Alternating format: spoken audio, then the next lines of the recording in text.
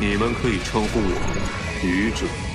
Yogeek, Suritsima! Vamos para mais 4 capítulos de Lord of Mysteries aqui no canal do Geek Brasil, sempre trazido aqui pelos nossos inscritos, membros do canal. Agradecimento especial aqui ao Thiago Saito e também ao meu mano, cadê o nome dele aqui? É o Jailson Alves. Jailson também contribuindo aqui para manter as nossas leituras. Lembrando que amanhã nós fechamos o combo completo ali da live, né? Mais uma semana que foi distribuída aí por causa de vocês na live, e a gente volta para 2 capítulos a partir de segunda-feira. Nossa leitura aí de 2 capítulos por vídeo. Seguimos aqui então pra gente acompanhar do capítulo 110 até o capítulo 113. Bora lá!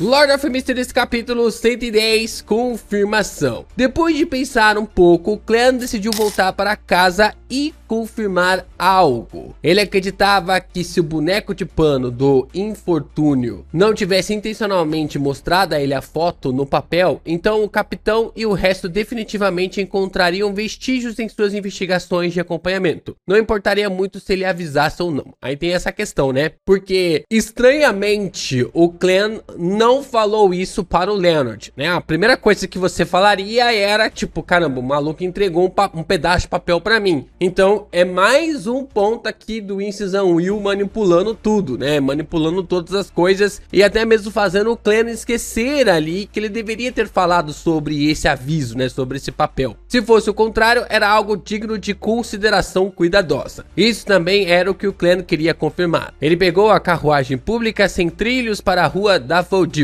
Quando voltou para casa, seu irmão Benson e sua irmã Melissa ainda não haviam acordado, pois era domingo. A sala estava escura e silenciosa. Cleon ferveu uma chaleira com água, jogou algumas folhas de chá e bebeu pão de trigo.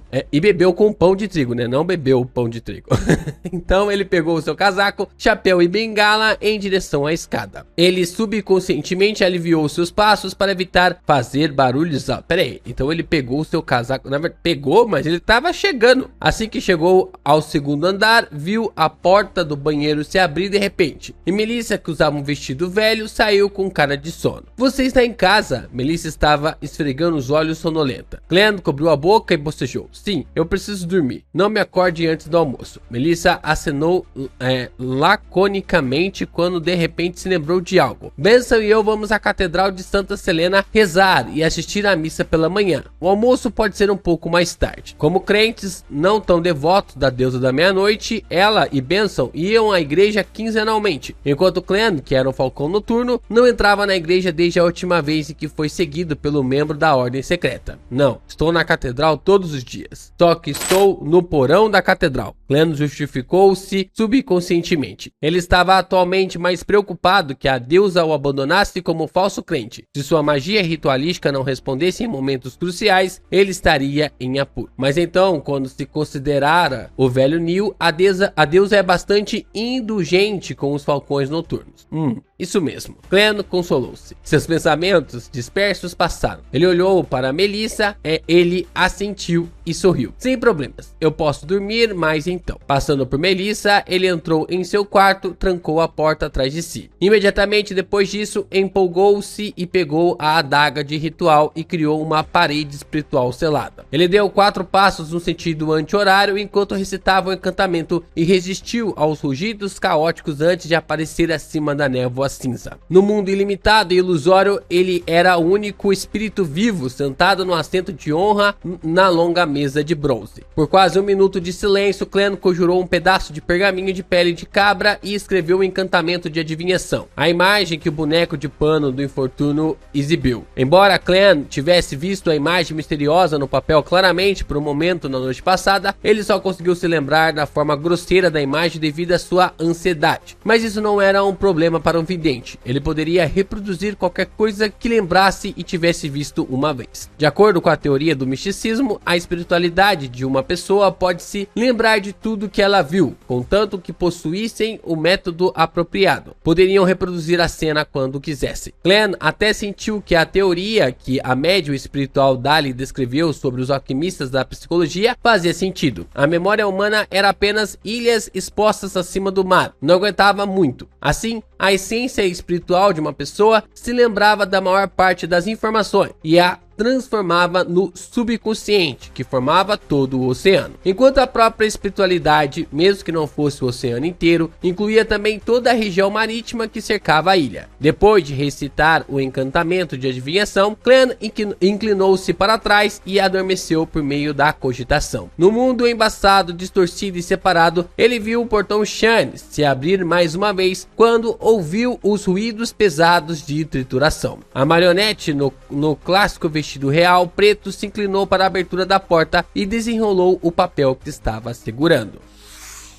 No pedaço de papel havia muitos símbolos misteriosos que formavam coletivamente um olho vertical. Clean observou cuidadosamente a imagem antes de sair do sonho. Então, com a ajuda da singularidade do mundo acima da névoa cinza e da memória que ainda não havia desaparecido, ele expressou a imagem no pergaminho marrom. O olho vertical olhou para ele, parecendo sinistro e misterioso. Clean pensou e escreveu abaixo do olho: "Esta é a chave para o tesouro que a família Antígonos deixou para trás." Largando a caneta, ele desamarrou a corrente de prata que estava enrolada em sua manga. Enquanto o segurava com a mão esquerda, o pêndulo de topázio pendia de forma estável acima da declaração de adivinhação e do misterioso olho vertical. Não houve nenhum movimento óbvio. Clean fechou os olhos e recitou a frase com a mente clareada. Depois de 7 vezes, ele abriu os olhos e viu o topázio girando em pequenos círculos no sentido horário junto com a corrente de prata. Isso significava a afirmação: a imagem do olho vertical é realmente a chave para o tesouro que a família Antígona nos deixou para trás. Clean assentiu em pensamento profundo. Ele bateu os dedos na borda da longa mesa de bronze e murmurou para si mesmo: por causa da morte de Ray Bieber, não há descendentes da família Antígonos. Portanto, o caderno me vê, o vidente que interagiu com ele, mas permanece vivo, como seu herdeiro. O caderno afetou o 30625 e deixou a chave do tesouro com ele, apenas para mostrá-lo para mim durante meu turno no portão Shines. Não parece haver nenhum problema com a lógica, mas ainda não parece muito convincente. Como o caderno poderia ter certeza de que não há mais descendentes da família Antígonos? E eu não tenho nenhum parentesco com essa família. Se eu compartilhasse sua linhagem, o clã original não teria cometido churrascamento para começar.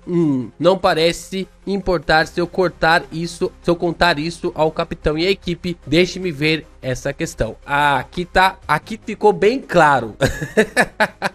Porque no anime deixa bastante dúbio a questão do clã fazer parte ali da família Antígonos. Aqui o clã já descarta completamente ali a possibilidade dele pertencer à família Antígonos. Então ele tá questionando o que pode ser, né? E aqui a gente já começa a entender que se trata do caminho, né? Se trata ali do caminho do vidente. Clean então adivinhou a localização do tesouro da família Antígonos, mas sem surpresa não havia informações detalhadas, assim como na carta que Sirius escreveu ao Sr. Z. Clean só podia ter certeza de que o tesouro estava relacionado ao pico principal da Cordilheira Ornaz e à antiga nação da meia-noite. Depois de terminar de adivinhar todos os assuntos, Clean notou que a estrela carmesim, da qual ele havia ouvido orações anteriormente, estava produzindo uma leve flutuação novamente. Ele usou o método de responder às orações e tocou a estrela ilusória. Ele viu o jovem de cabelos castanhos que usava o terno preto justo novamente. O jovem estava ajoelhado no chão, de frente para a bola de cristal puro, ainda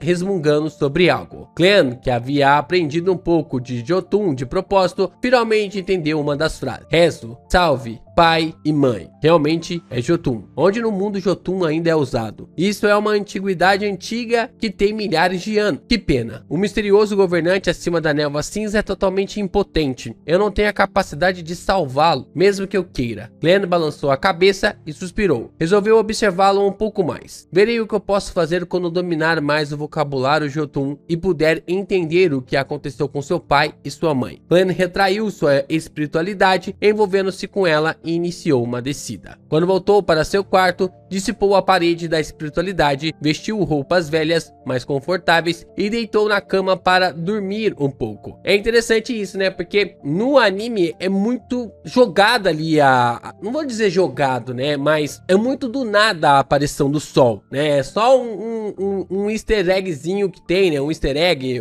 uma cena pós-crédito que tem ali. Aqui o Clean ele vai remoendo ponta por ponta, assim, vai tentando entender, vai tentando criar compaixão ali em cima do sol, e não é algo à toa, né, que ele vai puxar, tipo, não é por curiosidade, não, tem todo um trabalhar em cima da língua. O Clan fica até interessado em aprender o Jotun para entender, né, a Jotun, que é a língua ali dos gigantes da mitologia nórdica. Então tem todos esses detalhes, tudo isso que o Clan vai meio que sendo guiado para aprender mais sobre o mundo e depois descobrir onde esse cara tá. E provavelmente vai vir muitas camadas em cima disso. Clan dormiu até 12:30, quando Melissa terminou de preparar o almoço e bateu na porta. Depois de uma refeição bastante suntuosa, ele viu Melissa trazer seu vestido novo e chapéu arrastão, parecendo que ela estava saindo. Você ainda tem algum compromisso essa tarde? Clan perguntou intrigado. Benson estava sentado no sofá, franzindo as sobrancelhas para os livros de gramática. Ele não levantou a cabeça, mas respondeu em nome dela. Senhora Childe, a vizinha, disse a Melissa que haverá uma palestra sobre assuntos de família na prefeitura à tarde. Melissa pretende participar e aprender a lidar com questões domésticas do dia a dia. Melissa acenou com a cabeça e disse: chamei Selena e Elizabeth para se juntarem a mim. Muito legal. Espero que o palestrante diga a uma família como a nossa precisa contratar pelo menos uma empregada doméstica. Brincou o Clan. Percebendo que Melissa estava prestes a refutá-lo, ele imediatamente acrescentou: temos que investir nosso tempo limitado em assuntos mais valiosos. Melissa ficou atordoada. Depois de um tempo, ela franziu os lábios, colocou o chapéu arrastão e saiu de casa, né? Se trata realmente às vezes de ganhar tempo, né? Às 2:00, Clan chegou à companhia de segurança de Espinho Negro novamente. Rosanne e Dan Smith, que por acaso estavam no saguão de recepção, perguntaram em uníssono: você não foi para casa descansar? Clan sorriu.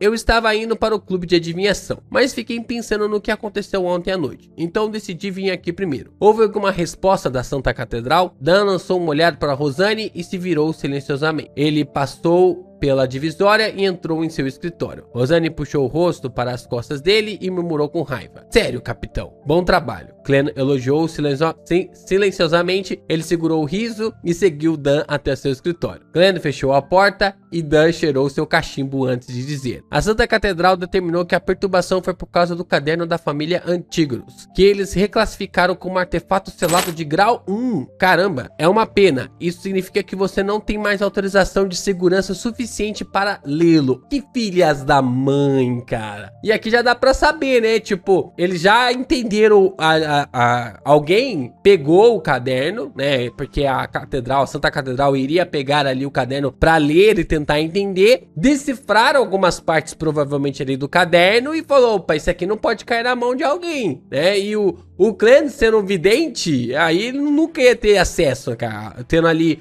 pelo menos se ele não continuar avançando, né, nas próximas sequências, ele nunca vai ter acesso. E é interessante, né, foi colocado ali como grau 1, né? Tipo, Dan lançou-lhe um olhar e continuou: a Santa Catedral nos disse para verificar se há algum outro item atrás do portão Shanes que tenha sido contaminado pelo caderno. Após a verificação, apenas o 30625 estava anormal e já trocamos o seu selo. Você descobriu mais alguma coisa? Clan fingiu perguntar com curiosidade. Não. Clan assentiu pensativo. Ele não continuou com o assunto. Depois de uma conversa fiada, despediu-se e partiu para o clube de adivinhação para continuar sua jornada de digestão. Na prefeitura, as 3 melhores amigas, Melissa, Selena e Elizabeth, sentaram-se perto da porta, esperando a palestra começar. Se ela der uma palestra ruim, vamos fugir, Selena sugeriu animadamente. Elizabeth concordou imediatamente. Vamos fazer compras na Harrods. Acho que é Howard. Interessante, né? Toda essa segmentação, né?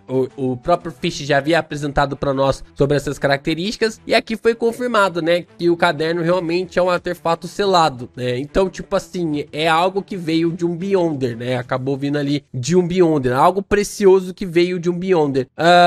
Só que eu fico pensando por que cortaram tanto essas coisas assim da animação, né? Será que vai ter mais ênfase lá na frente? Eu não me lembro agora se na animação fala que o caderno é um artefato selado, né? Eu acredito que não, né? Eu acredito que na animação, pelo menos nessa primeira temporada, não falou nada disso, né? Se eu não estiver enganado, se eu estiver errado também me corrijam aí nos comentários. Bora lá, capítulo 101. Vamos lá, Lord of Mysteries capítulo 111, deixando escapar. Algum tempo depois, a palestrante, que tinha maçãs do rosto relativamente altas, subiu no pódio de madeira. Ela limpou a garganta e disse: bom dia, senhoras gentis e caridosas. Eu sou Xaviera Eda. Eu espero que o Fish vá com isso para algum lugar. Porque nós estamos prestes a ver uma palestra de como uma mulher deve se portar nessa época, como a dona de casa deve se portar nessa época. Eu espero que pelo menos tenha alguma utilidade. O que eu estou prestes a compartilhar com vocês hoje são minhas experiências na gestão de despesas familiares. Há 3 partes, tendo a primeira como uma família com uma renda anual de 100 libras e deve equilibrar a alimentação, moradia, roupas e contratação de ajudante. A segunda seria onde uma família que ganha 200 libras por ano deveria aumentar seus gastos para parecer mais decente. Meu Deus. Melissa ouviu atentamente. Ela tinha a renda anual de seus irmãos na ponta dos dedos. Já são mais de 200 libras. Ela pensou, meio aliviada e meio com medo. Ela estava aliviada e satisfeita com sua vida atual, mas também temia que esse estilo de vida desaparecesse em um piscar de olhos. Nesse ponto, a ruiva Selena cobriu sua boca. Ela disse calmamente a seus 2 amigos. 2 amigas, né? Ela parece ser uma crente no Senhor das Tempestades. Ela está usando um distintivo do vendaval. Melissa olhou e viu Xaviera usando o distintivo representando ventos violentos e ondas tumultuadas no lado esquerdo do peito. Ela rapidamente explicou. Senhora Shawn, que me contou sobre este seminário, também é uma seguidora do Senhor das Tempestades. Não acho estranho que a oradora também seja uma seguidora. Sim, eu não acho que haja um problema aqui. Estamos aqui para aprender a fazer um orçamento. Elizabeth concordou com Melissa. Mas, além de Melissa, não precisamos nem temos o direito de governar as finanças de nossas famílias. Selena fez beicinho. Elizabeth rebateu sem hesitar. Mas vamos nos casar, eventualmente, e formar nossas próprias famílias. Selena estava com um pouco de medo de Elizabeth após o incidente de adivinhação do espelho demoníaco. Ela se sentiu envergonhada e fingiu ouvir a palestra com atenção. A palestrante, Xaviera, levantou a mão direita e disse: a premissa de qualquer forma de orçamento é respeitar a opinião do homem da casa. Eles são a fonte de renda, o pilar da família. Eles enfrentam ansiedade, estresse, problemas e desordem na sociedade para obter tudo para nós. Assim, temos que criar um lar sereno, livre de problemas externos. Isso lhes permitirá relaxar quando chegarem em casa, permitir que suas almas sejam limpas, permitir que estejam mais preparados para enfrentar os desafios que virão. Então, como falou o famoso filósofo, sociólogo, estudioso da humanidade e economista Sr. Leomi disse uma vez, uma mulher é um anjo de uma casa. Selena acariciou suas bochechas e traçou suas covinhas enquanto sussurravam com um pouco de entusiasmo. Leomi, a pessoa que disse que os humanos nascem livres? Elizabeth hesitou antes de responder. Sim, mas ele acredita no Senhor das Tempestades. Nesse ponto, a palestrante Xaviera continuou. Sr. Leomi também nos informa que as mulheres são falhas inatas quando se trata de inteligência e lógica. Nesse caso, incapazes de julgar por si mesmas e devem aceitar o julgamento do pai e marido como... Meu Deus do céu. Que maluquice é essa, cara?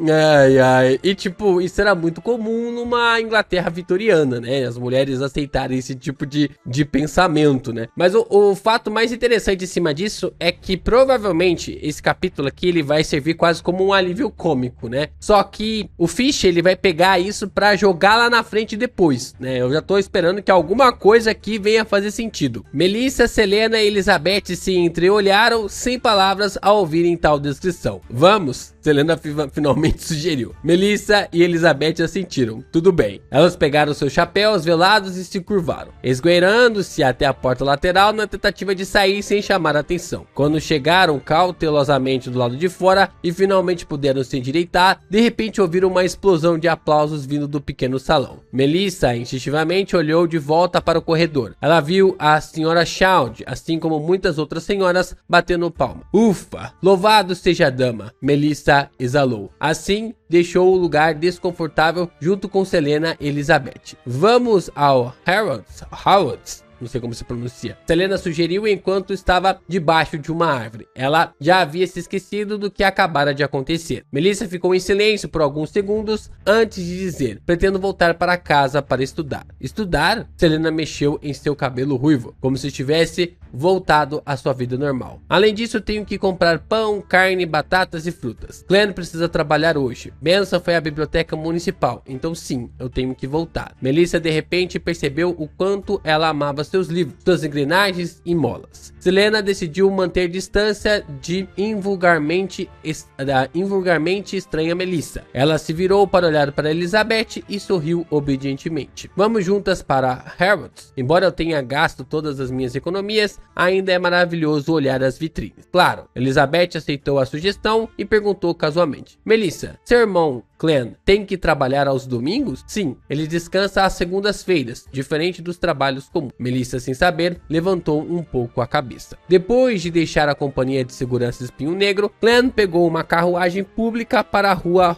Howes. Ele tentou ao máximo suprimir suas emoções para não pensar na questão do tesouro da família Antígono. Ele tentou focar sua atenção de volta na questão de atuar. Era importante digerir totalmente a poção o mais rápido possível. Melhorar a si mesmo era exatamente importante, não importa quanto fosse. Agindo como vidente, não sou profissional o suficiente. Os adivinhos do Império dos Amantes de Comida, China, né, que tá falando, tinham que ler o almanaque o tempo todo antes de masterizar qualquer coisa.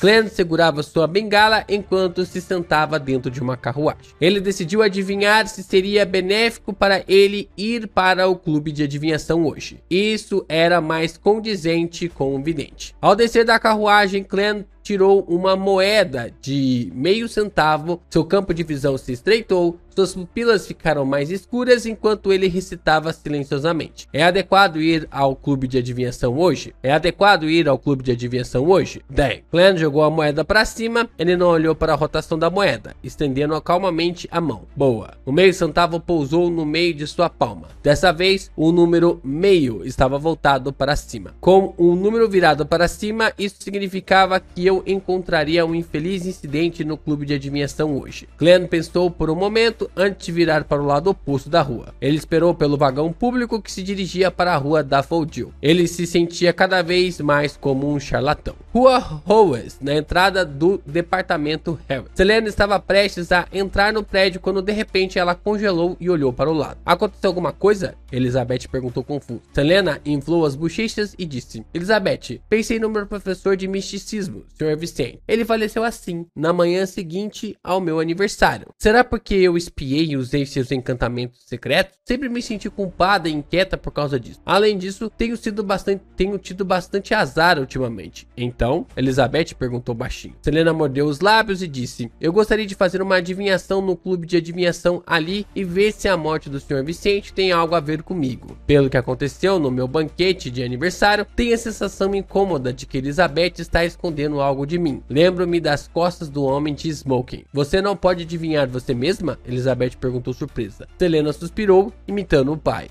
Não posso adivinhar devido à minha condição atual. Tudo bem, vamos primeiro ao clube de adivinhação. Elizabeth concordou com a sugestão da amiga. Elas se dirigiram para o lado e seguiram para o clube de adivinhação no segundo andar, seguindo as escadas. Olá, boa tarde, senhorita Angélica. É um prazer vê-la novamente. Selena deu uma saudação animada na área de recepção. Angélica sorriu e disse: você deve conseguir me encontrar aqui desde que venha depois do almoço. Selena trocou sutilezas antes de lamentar a morte de Hanás Vicente. Ela então disse: eu preciso fazer uma adivinhação. Você conhece as regras do clube. Aqui está a lista de membros dispostos a fazer isso. É fim de semana, então a maioria dos nossos membros está... Angélica explicou como um relógio. Selena e Elizabeth juntaram suas cabeças enquanto examinavam a lista de nomes e descrições juntos. Eu costumava perguntar diretamente para o meu professor e pensar que o clube teria tantos membros dispostos a fazer adivinhações em comparação com o ano passado, disse Selena animadamente. De repente, ela parou por alguns segundos e disse perplexa: Glenn Moritz? Glenn Moritz? Esse nome não é o mesmo do irmão de Melissa? Elizabeth congelou. Ela olhou repetidamente para o nome Glenn Moritz mente e acenou com a cabeça. Isso é verdade. Senhorita Angélica, esse Sr. Clan Morit está por aí? Selena perguntou com um brilho nos olhos. Angélica balançou a cabeça. Minhas desculpas, o Sr. Morit não veio ao clube hoje. Tudo bem, vamos encontrar outra pessoa. Selena não se importou de não ver a pessoa. Mas Hilda, amiga, sei que não pode ser o irmão da Melissa, mas ao ver este nome pensei naturalmente no jornal, uma manchete digna da imprensa Intz. A imprensa Intz foi criada pelo imperador Roseli, famoso por suas manchetes que chamavam a atenção. Foi um dos jornais mais famosos do continente norte. O jornal de bait, né? Elizabeth perguntou desatentamente. Que manchete? Selena limpou a garganta e disse: é a decadência da moral ou um problema com a sociedade? O graduado em história acaba fazendo adivinhações nos fins de semana para ganhar a vida.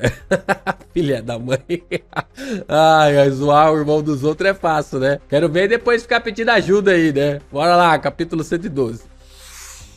Bom, vocês devem ter percebido que deve ter dado um bug aqui mais uma vez, né? O Wilson Will tá com raiva da gente.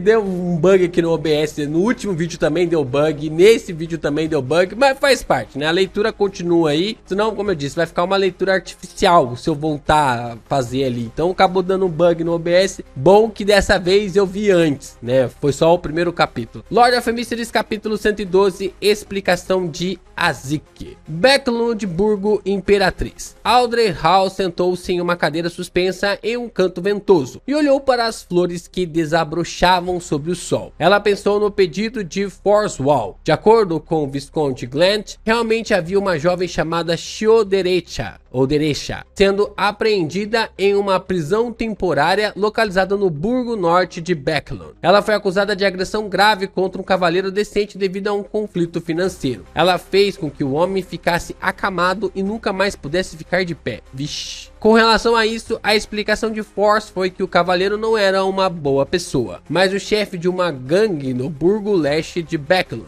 Ele ganhava vida sendo um agiota. A causa do incidente foi quando um dos mutuários descobriu que os juros eram várias vezes maiores que ele esperava, tanto que era impossível devolver o valor mesmo depois de ele próprio ter falido. Terminada a discussão com o senhor, infrutífera, procurou a famosa intermediadora, Shioderecha, esperando que ela conseguisse persuadir a outra parte a renunciar à parte irracional do empréstimo. Aquele senhor não respondeu bem às tentativas de acordo com Shioderecha, chegando a ameaçar capturar a mulher e os filhos do mutuário naquela noite. Assim, Shioderecha mudou de tática e optou pelos meios físicos. Acidentalmente, ela causou graves danos ao homem, né? Acidentalmente. Mas apanhou foi pouco, né? O Visconde Glant investigou o assunto e confirmou que Forswall estava dizendo a verdade. Ele também confirmou que o gangster havia perdido o controle de seu subordinado. Além disso, após uma visita à meia-noite de alguém, as dívidas do mutuário foram perdoadas. Uma declaração foi enviada ao Ministério Público para implorar misericórdia por Shioderecha. No entanto, um caso de agressão tão grave não foi descartado. Mas quando a vítima decidiu não prosseguir, mesmo quando a vítima decidiu não prosseguir com o julgamento, Glant desejava resolver o problema pelos meios normais. Ele enviou pessoas para falar com advogados que ele conhecia, mas eles estavam apenas confiantes em ganhar uma sentença mais leve. Mas seria muito difícil absolvê-la do crime, a menos que ela obtivesse um atestado médico afirmando que era mentalmente incompetente ou mentalmente subdesenvolvida. Audrey murmurou para si mesma, apoiando-se na opinião de seu amigo. Para ela, era melhor não ter nenhuma relação com Forswall ou Shioderecha. Desde o clube de tarô, Audrey sentiu que não era mais uma jovem inocente e ingênua. Amanhã à noite haverá um baile na residência do Conde Wolf. Devo dizer a Glant para agir de acordo com a sugestão do advogado. Audrey assentiu levemente quando tomava a decisão. No reino de Loen, os advogados eram barristers, ou paralegais. Esses últimos não precisavam estar envolvidos em processos judiciais e eram responsáveis por coletar provas, conversar com as partes envolvidas, fazer testamento em nome de seus clientes, supervisionar a distribuição de propriedades e fornecer consultoria jurídica. Claro, eles também poderiam representar seus clientes para comparecer ao tribunal de magistrado mais básico e defender casos simples. Os barristers, por outro lado, eram responsáveis por pesquisar evidências e defender seus clientes no tribunal. De acordo com as leis do reino de Loen, eles deveriam manter uma atitude objetiva para que não pudesse fazer contato direto com o litigante. Eles só podiam se comunicar com eles por meio de seus assistentes, que eram paralegais, para entender completamente a situação. Eles eram todos verdadeiros especialistas em direito, que possuíam excelentes habilidades de comunicação e eram habilidosos no debate. A relaxada Audrey observou as flores coloridas do lado de fora enquanto se escondia na escuridão quando se lembrou de algo. Certificação médica afirmando que ela era mentalmente incompetente. Psiquiatra. Se os alquimistas da psicologia compreenderam a atuação, isso significa que eles podem ser encontrados entre os psiquiatras? Audrey sentiu que sua linha de pensamento estava no caminho certo e seus olhos brilharam como uma pedra preciosa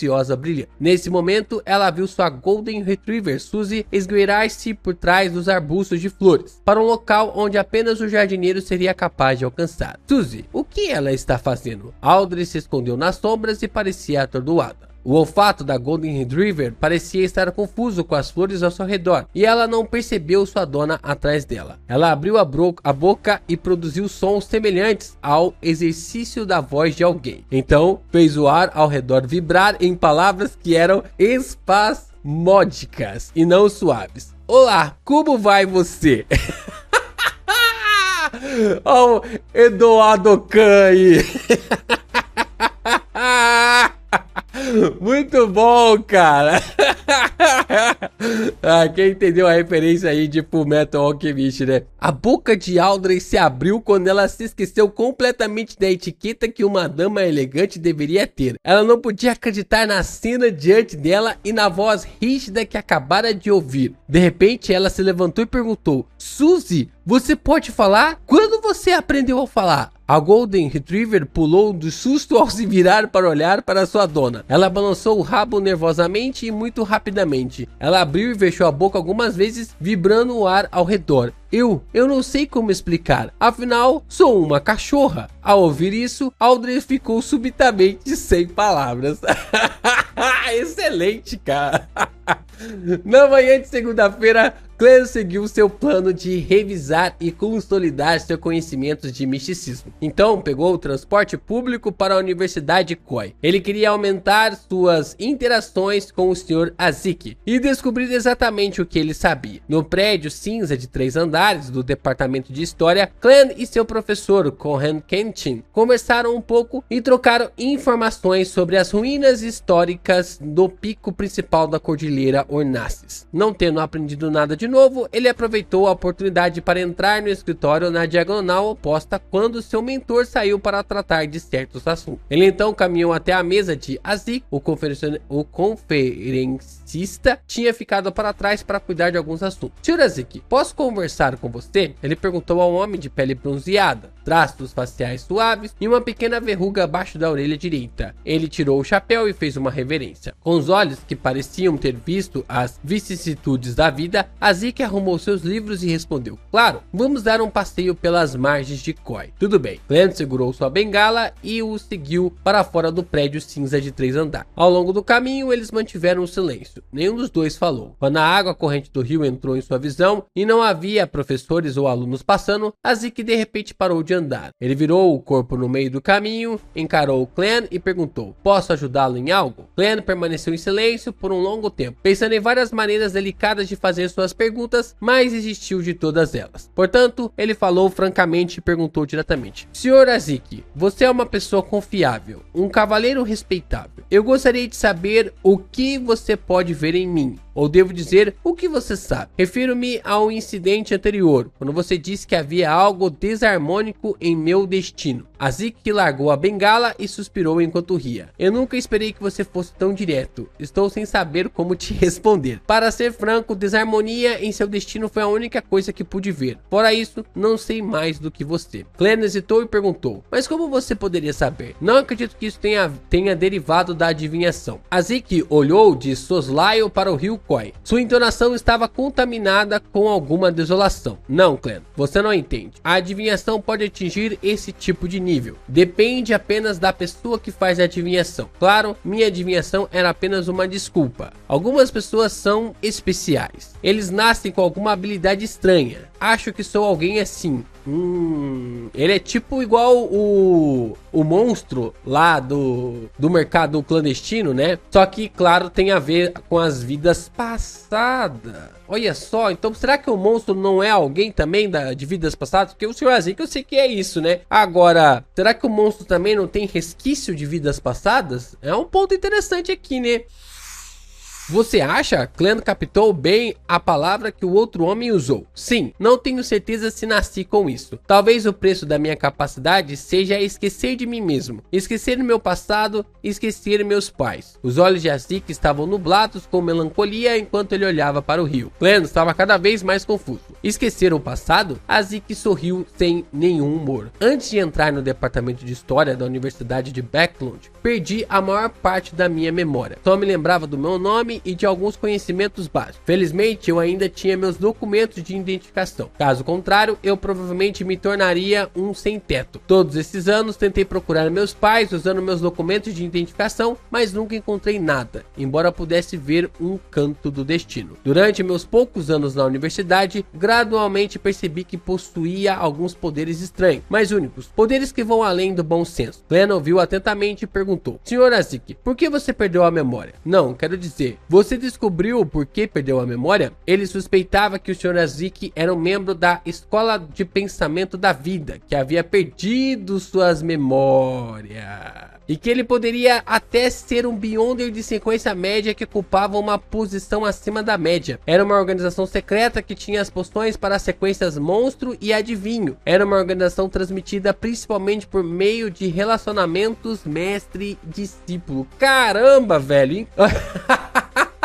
Pior que eu acertei na cagada aqui essa base aqui do monstro. Então, será que quem toma ali a poção do monstro, ele consegue reencarnar já meio Beyonder na próxima vida? Interessante isso aqui, né, cara? Azik balançou a cabeça vigorosamente. Não, parecia que eu tinha acabado de dormir. Esqueci tudo o que aconteceu no passado. Ele avançou alguns passos com a bengala na mão. Ele falava enquanto caminhava. Depois que deixei Backlund, comecei a sonhar. Eu sonhei com muitas coisas estranhas. Sonho? Eu sou bom em interpretar sonhos. A conversa estava entrando num domínio de especialização de Clan quando ele imediatamente perguntou: que tipo de sonho? Azik soltou uma risada abafada e disse: muitos tipos diferentes de sonhos. Às vezes eu sonhava com o interior de um mausoléu escuro. Eu sonharia com caixões antigos com cadáveres neles. Eles teriam penas brancas crescendo em suas costas. Às vezes eu sonhava em ser um cavaleiro coberto de armadura, segurando uma lança de 3 metros de comprimento enquanto avançava em direção ao inimigo. Às vezes sonho comigo mesmo como um senhor feudal, tendo um feudo rico e fértil, com uma linda esposa e 3 filhos. Às vezes sonho comigo mesmo como um vagabundo, caminhando em uma estrada lamacenta na chuva, sentindo frio e fome. Às vezes sonho em ter uma filha diferente das anteriores. Ela tinha cabelos pretos, longos e lisos, e gostava de sentar no balanço que eu fiz. Ela sempre pede doces para mim. Às vezes sonho comigo mesmo parado ao lado da forca, olhando para um cadáver pendurado ali friamente. Caramba, que descrição da hora, cara. Quando o Azik delirar como um louco, ouvindo Azik delirar como um louco, Clan de repente percebeu que não conseguia interpretar os sonhos, porque seus vários sonhos simbolizavam coisas opostas e contraditórias. Azik retraiu seu olhar enquanto sua voz não soava mais hétera. O reino Fernapotter no sul acredita na Mãe Terra, e a igreja da Mãe Terra promove uma crença. Eles acreditam que toda a vida é uma planta, absorvendo os nutrientes da terra, crescendo lentamente, prosperando e murchando. Quando murcham, essas vidas caem por terra e voltam para o abraço da mãe. No próximo ano, elas crescem novamente. Elas florescem e depois murcham, ano após ano. A vida é assim, uma vida após a outra. Às vezes estou muito disposto a acreditar nesse conceito. Acredito que devido à minha singularidade, posso sonhar com vidas anteriores e com vidas anteriores a essa. Nesse ponto ele olhou para Clan e disse com um suspiro: eu não mencionei nada disso a Corren antes. A razão pela qual estou te contando é porque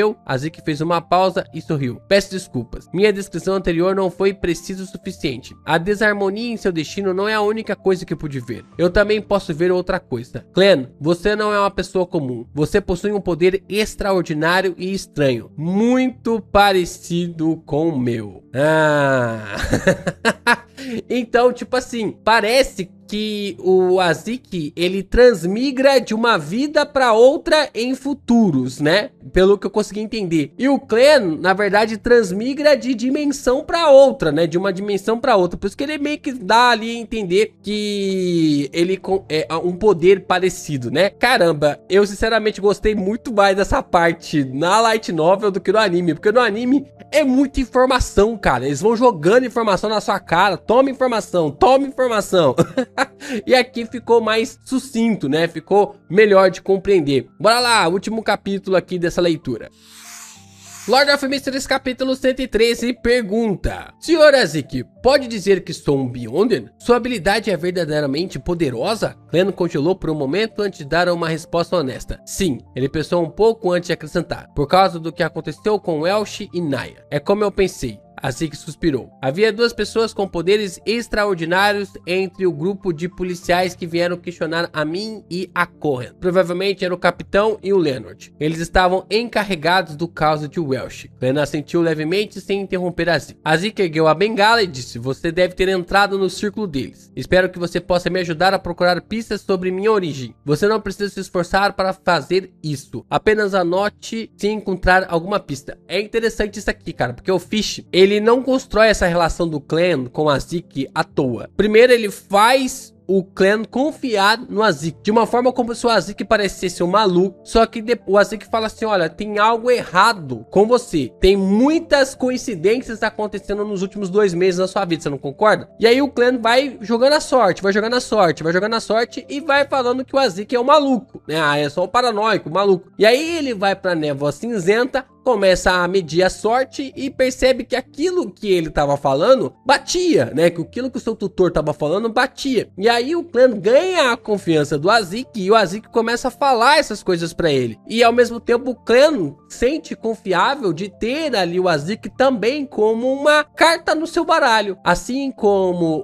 o clube do tarô, assim como os falcões noturnos e assim também como o Azik, ele acaba se tornando mais uma carta ali em seu baralho, né? E essa relação de confiança, ela vai acontecendo de forma legal. Ao dizer isso, Azik deu um sorriso amargo. Não conheço nenhuma outra pessoa com poderes extraordinários. Você não pode imaginar que emoções tem um homem sem passado. Você é como um barco flutuando em um vasto oceano. O mais terrível não é enfrentar uma tempestade, mas não conseguir encontrar um porto. A incapacidade de navegar para a costa. Tudo que você pode fazer é enfrentar desastres após desastre, sem fim à vista, para nunca sentir paz e segurança. Não, Sr. Azik, eu sei como é, pois estou em uma posição semelhante. Felizmente para mim, tenho os fragmentos de memória do clã original, assim como Melissa e Benson. Clan respondeu silenciosamente antes de perguntar: Sr. Azik, por que você não se juntou a um grupo semelhante, já que possui tal habilidade mágica e procura por pistas sozinho? Azik olhou nos olhos de Clan e soltou um sorriso autodepreciativo. Porque eu tenho medo da morte. Ele suspirou e continuou: eu me acostumei com a vida assim. Eu gosto da minha vida, não tenho coragem de correr esse risco, então posso contar com você. Clan não disse nada mais. Ele prometeu: prestarei atenção especial se encontrar alguma pista. Tudo bem, devemos voltar ao escritório. Vamos almoçar juntos com Cohen quando ele terminar o trabalho. Você se lembra? O restaurante Balan do leste na universidade é muito bom. Azik levantou sua bengala e apontou para a direção. Minhas desculpas, eu realmente não tenho memórias dele. Como o Clan original com sua renda poderia ir ao restaurante Balan do leste, mesmo que o Welsh pagasse, ele ainda rejeitaria ir a um lugar tão caro. Clan apertou o chapéu e voltou ao 3º andar do prédio de pedra acinzentada que abrigava o departamento de história com Azik. Alguns passos depois, Azik falou de repente: estarei de férias de verão depois de terminar todo o meu trabalho na universidade. Você pode me visitar em minha casa ou escrever para mim. Clan assentiu e disse casualmente: Sr. Azik, pensei que você iria passar férias na Baía desse. Não, está muito quente no sul agora. Eu não gosto do chamado banho de sol. Olhe para a cor da minha pele. Bronzeia facilmente. Prefiro ir para o condado de Winter, ao norte do Império Fezak, para esquiar, passear ou caçar focas. A Zeke, que tinha um tom de pele acobreado, sorriu ao responder. Eu também. Clem, que acabara de ingressar nos Falcões Noturnos, revelou um olhar de inveja. Depois do almoço, Clem voltou para casa e tirou uma soneca antes de começar sua revisão e estudo de feitiços e amuletos. Ele esperava aprendê-los rapidamente para criar objetos que pudessem pelo menos ser usados em batalha e ajudá-lo. Quando se aproximavam das 3 da tarde, Clem arrumou suas coisas e selou a sala com uma parede de espiritualidade. No majestoso salão divino, acima da névoa cinza, havia uma longa e antiga mesa manchada. Clem sentou-se num assento de honra. Com o rosto envolto pela espessa névoa, ele olhou para a justiça ainda obscurecida e para o enforcado quando eles apareceram em seus assentos designados. As emoções da senhorita Justiça não parecem muito estáveis. Preocupação, desconforto e um pouco de dúvida. Clem observou a única mulher membro do clube de tarô com sua visão espiritual. As palavras não poderiam descrever as emoções de Audrey Hall. Ela ficou extremamente chocada com a fala repentina de Suzy. Ela havia imaginado um futuro consigo mesma, como uma grande detetive ou uma psicóloga famosa, trazendo sua assistente Suzy. Mas se isso se tornasse a detetive de cães Suzy, levando sua assistente senhorita Audrey, então seria um pouco... Não, nem um pouco. Seria bem estranho. Isso me deixa perdida. Audrey, de repente, endireitou-se. Ela queria pedir a ajuda do Sr. Tolo e do enforcado, mas ela engoliu as palavras que estava prestes a dizer. Como devo perguntar isso? O que eu devo fazer se meu animal de estimação for anormal? Como eu devo interagir com um animal de estimação que fala, que tem inteligência decente? Não.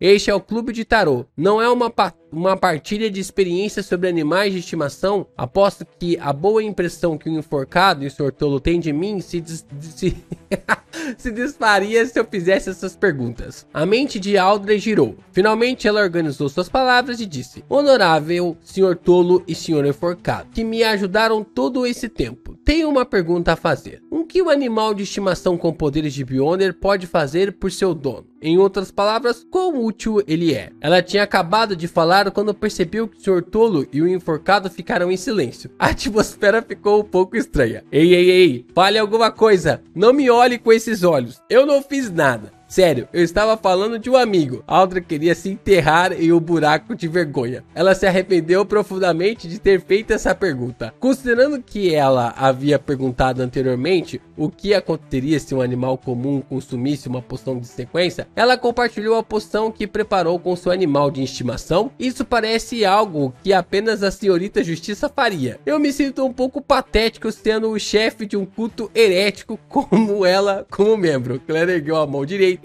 e apoiou-a contra a testa e beliscou 2 vezes sem dar uma resposta. O enforcado, Alger Wilson, ficou em silêncio por quase 20 segundos antes de responder em um tom estranho. Isso depende de que tipo de poderes de Beyonder um animal de estimação tem. Por exemplo, se for um espectador, pode ajudá-lo a observar ou ouvir em determinadas ocasiões. Como você sabe, a maioria dos humanos desconfia um dos outros, mas nunca suspeitaria que o animal de estimação estaria bisbilhotando, mesmo que o animal estivesse sentado bem a seus pés. Caraca, é excelente um cachorro ter a poção do espectador. Mano, é tipo muito bom. Parece até mesmo uma poção que foi criada ali pro cachorro. Faz sentido. Meu pai me evitava quando discutia assuntos importantes com os nobres, membros do gabinete e outros ministros. Eles costumavam trancar a porta do quarto, mas se Suzy pudesse se esconder por tempo suficiente para ficar trancada com eles, então ela não seria expulsa. Além disso, muitas mulheres gostam de interagir em círculos sociais privados. Audrey tinha um brilho nos olhos enquanto muitos pensamentos brotavam em sua mente. Além disso, como Suzy pode falar agora, ela pode me contar o conteúdo das reuniões diretamente. Suzy é ótima. Eu tenho que tratá-la bem. Eu tenho que ensinar pronúncia e vocabulário adequado. Devo ensinar a Suzy a pronúncia aristocrática, um sotaque Backland mais normal. Os cães perceberiam de onde Suzy vem quando eles interagissem. Pere, por que estou considerando isso? Suzy não usaria a linguagem humana ao interagir com outros cães. Espere, Sr. Enforcado, por que você usou o espectador como exemplo? Você poderia ter adivinhado o que aconteceu? A expressão de Audrey mudou. Ela recuperou a postura e sorriu. Sr. Tolo, encontrei outra página do diário do Imperador Rosé. Eu consegui isso de Force Wall. Ótimo, você pagou o que devia. respondeu Cleon de bom humor. Sinto muito, mas não há muito conteúdo nessa página do diário. Audrey estava conjurando o conteúdo que ela lembrava no pedaço de pele de cabra. Cleon levantou a mão e fez o pergaminho de pele de cabra aparecer em sua palma antes de dizer: isso não afeta a minha promessa. Além disso, as partes do diário que você me entregou anteriormente tinham 2 páginas. As páginas coletadas por Justiça e Enforcado não eram originais. Elas foram copiadas por pesquisadores. Alguns o copiaram em uma página para fins de registro, enquanto outros mantiveram a aparência original do diário por conveniência. Cleon olhou para as poucas linhas do texto na página. 20 de dezembro. Um ano novo se aproxima, mas as respostas que recebi estão me deixando muito confuso e preocupado. Não há petróleo bruto neste mundo. Não há petróleo bruto para ser encontrado. Imperador José. Então não tem dinossauro. Então não teve ali seres vivos antes. É interessante, né? Se parar pra pensar que não tem petróleo, automaticamente não tem como fazer com que se evolua para que os carros sejam meio que tipo assim a combustível. Como ele tava ali no caminho do erudito, ele meio que lembrava das coisas dele da escola, né? E além disso tudo, ele tinha aprimorado um pouco mais os conhecimentos dele. Então ele poderia fabricar os carros, ajudar na fabricação de carros a combustão. E é interessante essa passagem, né? De falar que não há petróleo bruto neste mundo, não há petróleo bruto para ser encontrado, né? Ou seja, ele não conseguiu encontrar ali alguma reserva de petróleo. Se ele tivesse encontrado, muita coisa teria mudado, teria avançado muito mais ali o vapor e a maquinaria, né? Teria mudado bastante ali das questões envolvendo a isso. Bons pontos, 4 bons capítulos de Lord of Mysteries. Caramba, a Suzy vai ser uma personagem extraordinária e vai ser uma combinação até mesmo interessante ali, conforme a gente observar o avanço, tanto ali da Suzy com a Audrey e também do Cleon ali com o Sr. Azik. Seguimos, amanhã tem mais 4 capítulos, chegamos até o capítulo 117 de Lord of Mysteries, né? Espero que eu consiga publicar esse vídeo ainda hoje, por mais que Incisão Will tem tentado impedir a gente de publicar, hein? Tem tentado bagunçar os nossos vídeos aqui, mas ele não vai conseguir. Você não vai conseguir, Incisão Will. Não vai. Mas é isso, galera. Continue a fortalecer, a ajudar o canal do Geek Brasil. Se torne membro, mande o valeu. Mande o seu Pix aqui como Jailson. Jailson aqui contribuindo através dos nossos conteúdos. O Pix tá aí na tela. Vocês podem aparecer, ver aí o Pix surgindo aí na tela. Vocês podem contribuir tanto pelo Pix quanto também pelo valeu.